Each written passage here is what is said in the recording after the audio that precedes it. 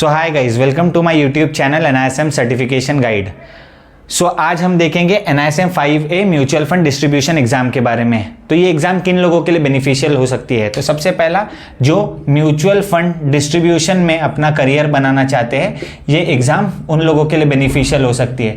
जैसे कि कोई ब्रोकर हो जो म्यूचुअल फंड सेल करना चाहते हो, उनके लिए एग्जाम बेनिफिशियल हो सकती है। सेकेंडली, जो लोग RTA यानी रजिस्ट्रार और ट्रांसफर एजेंसी में काम करना चाहते हैं, जो कि है कैम्स या के फिनटेक, सो इन कंपनीज में काम करना चाहते हैं, उनके लिए भी एग्जाम बेनिफिट हो सकती है। थर्डली है एसेट मैनेजमेंट कंपनी, AMC के नाम से भी हम जानते हैं। सो अगर इनमें वर्क करना चाहे तो ये एग्जाम बेनिफिशियल हो सकती है। सो अभी हम ये एग्जाम के स्ट्रक्चर के बारे में बात करते हैं। ये एग्जाम जो है ये 100 मार्क्स की एग्जाम है। सो टोटल मार्क्स जो है इसमें 100 मार्क्स है। ये डिफरेंट चैप्टर्स में डिस्ट्रीब्यूट किए गए हैं और इसमें जो है पासिंग मार्क्स है या पासिंग परसेंटेज आप बोल सकते हैं, ये 50% है, यानी कि आपको 50 मार्क्स स्कोर करने हैं ताकि आप ये एग्जाम क्लियर कर पाए। गाइस, म्यूचुअल फंड के बेसिक जानने से पहले हमको मार्केट के बारे में भी समझना होगा। तो हम लोग सबसे पहला समझते हैं types of markets. So markets दो टाइप के होते हैं, एक होता है प्राइमरी मार्केट और एक होता है सेकेंडरी मार्केट। अब इन दोनों में डिफरेंस क्या है तो ये हम लोग समझते हैं। जैसे कि आप आईफोन खरीदना चाहते हो तो आपके पास दो ऑप्शन होते हैं। पहला, जो आप एप्पल के स्टोर से जाकर बाय कर सकते हो, और दूसरा आप किसी रीसेलर से बाय कर सकते हो या OLX से बाय कर सकते हो। सो प्राइमरी और सेकेंडरी मार्केट इसी टाइप के होते हैं। प्राइमरी मार्केट में आप क्या करते हो, तो आप जाते हो, जो बिजनेस ओनर होता है, प्रमोटर होता है, उनसे आप शेयर्स खरीदते हो। और सेकेंडरी मार्केट में आप किसी रिटेल इन्वेस्टर या किसी इंस्टीट्यूशनल इन्वेस्टर से शेयर बाय करते हो। हम अभी आगे बढ़ते हैं और देखते हैं types of asset classes. So asset classes multiple types के होते हैं। तो सबसे पहले तो हम जानते हैं कि एसेट क्या होता है। सो एसेट यानी जो आपको रिटर्न्स बना के दे सके। तो सबसे पहला एसेट क्लास होता है, वो होता है इक्विटी। इक्विटी का मतलब होता है ओनरशिप। सो अभी ये ओनरशिप किस तरीके से होता है? सो आपने जब भी आप कॉलेज में होगे, आपने आपके फ्रेंड के साथ बिजनेस स्टार्ट करने के बारे में सोचा होगा, राइट? सो यहाँ पर क्या होता है कि फॉर एग्जाम्पल लेट्स से आपने सोचा होगा, और बिजनेस जो था उसमें मिनिमम कैपिटल रिक्वायरमेंट थी 1 लाख रुपये। उसमें से आपके पास 30,000 थे एंड आपके फ्रेंड के पास थे 70,000।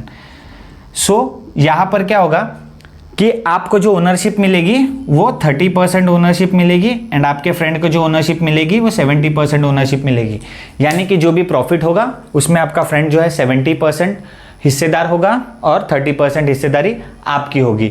और फिर उसके बाद में हम हमारा सेकंड एसेट क्लास देखते हैं, वो है डेट। सो डेट का मतलब होता है कर्जा। डेट में क्या होता है, तो डेट में होती है lending and borrowing.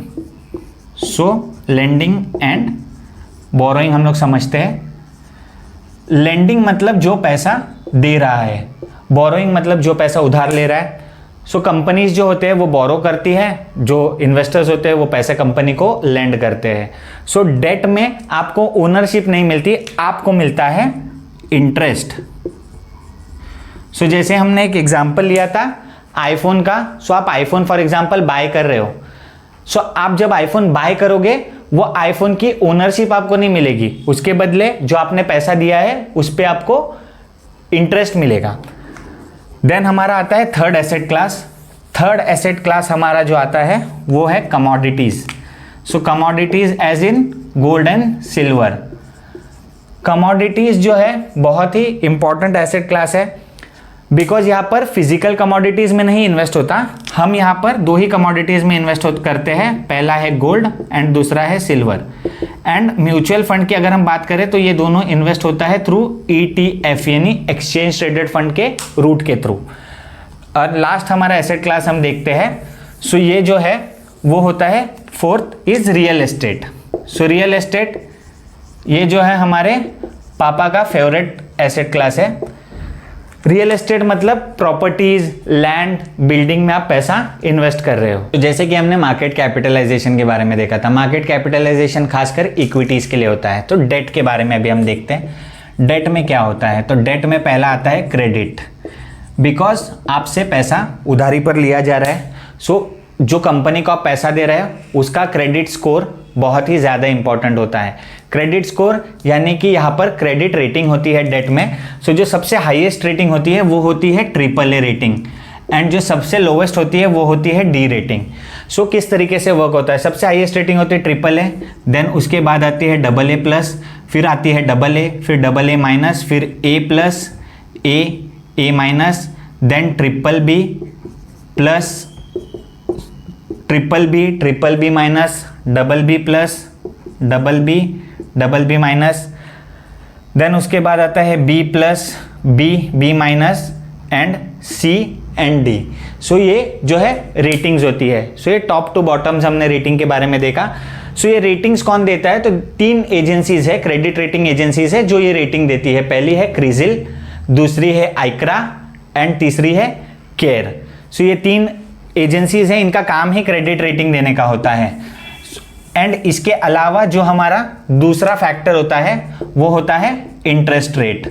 So interest rate मतलब मार्केट में क्या इंटरेस्ट मिल रहा है। सो जैसे कि हम देखते हैं गवर्नमेंट बॉन्ड जो होते हैं वो इंटरेस्ट जो है लो पे करते हैं, बट अगर कॉर्पोरेट की बात करें सो कॉर्पोरेट जो है वो हाई इंटरेस्ट पे करते हैं। वाई? बिकॉज गवर्नमेंट जो है कभी डिफॉल्ट नहीं होती, बट कंपनीज की बारी आई तो कंपनीज डूब भी सकती है। हमने पास्ट में इसके बहुत सारे एग्जांपल्स भी देखे। येस बैंक ही लास्ट का एग्जांपल हमने देखा था।